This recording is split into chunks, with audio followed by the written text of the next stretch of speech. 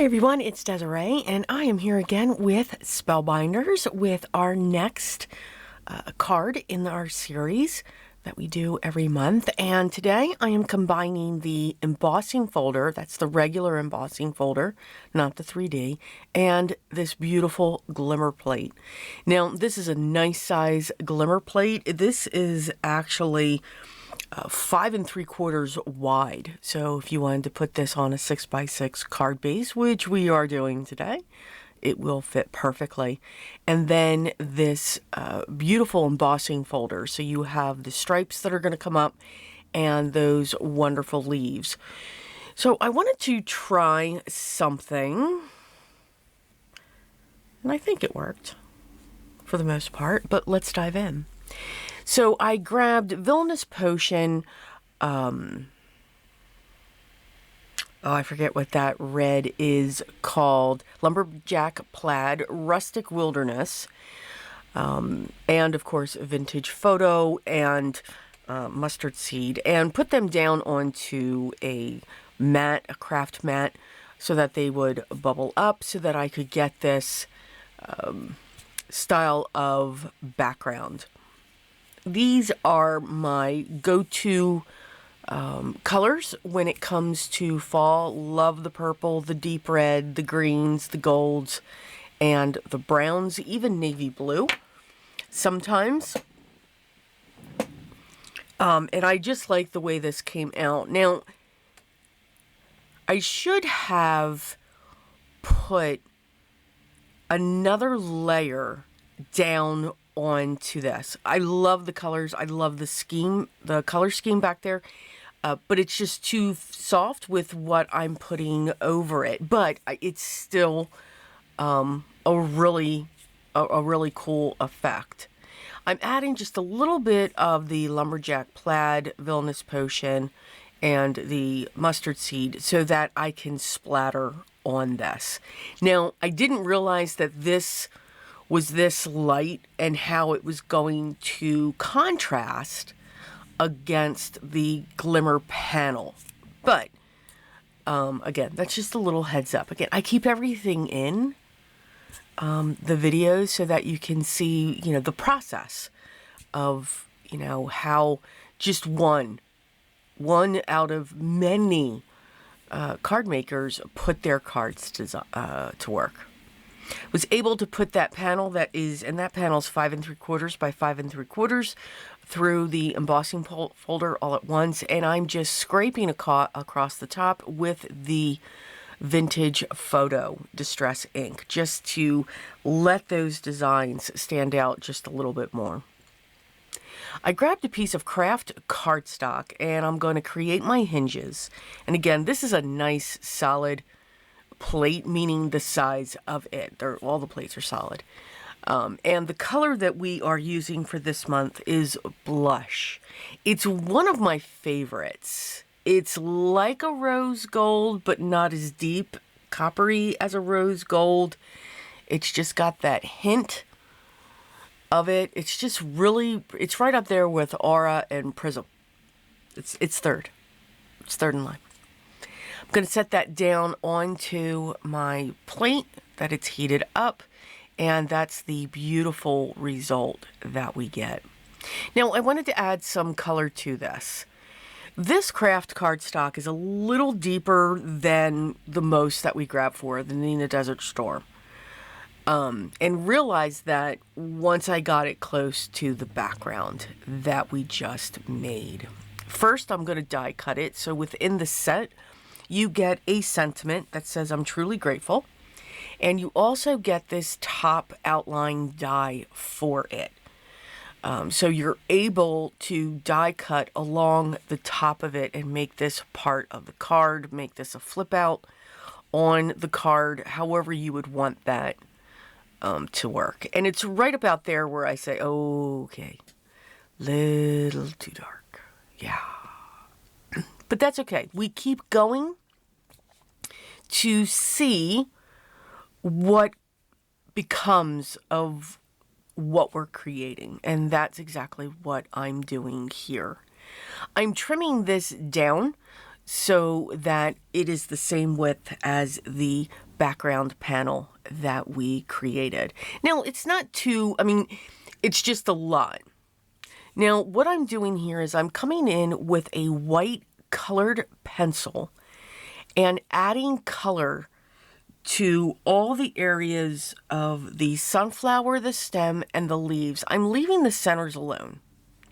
I'm not adding anything to the centers of the sunflowers. Once I have the white down with coloring, and I'm not doing anything specific here, I am just throwing that color down onto the paper. I'm not looking for a solid color. If it comes out solid, that's great.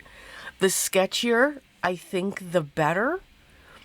But again, not being very concerned that, hey, this must be covered. Just making sure that there is white down there. On top of this white is where I'm going to put the greens and the yellows for the flowers. And those colors will pop. Because we have that white down first, those colors are going to pop off the page. And you will see them. That's what was in my head.